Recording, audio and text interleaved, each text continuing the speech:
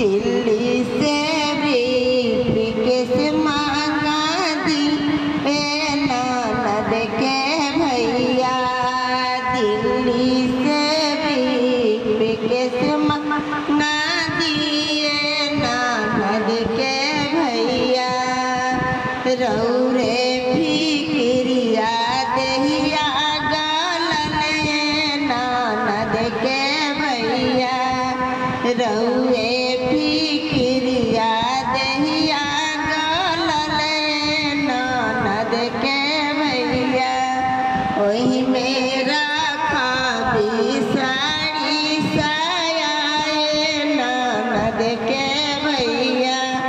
वही मेरा खाबी साड़ी साया ननद के भैया। दिल्ली से ब्रीफकेस मांगा दी ननद के भैया। दिल्ली से ब्रीफकेस मांगा दिए ननद के भैया। कहबता तार भेजती कही बता चिट्ठी भेजती।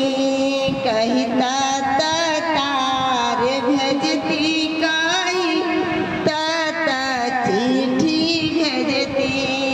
कहता करती टेलीफोन ननद के भैया। कहता करती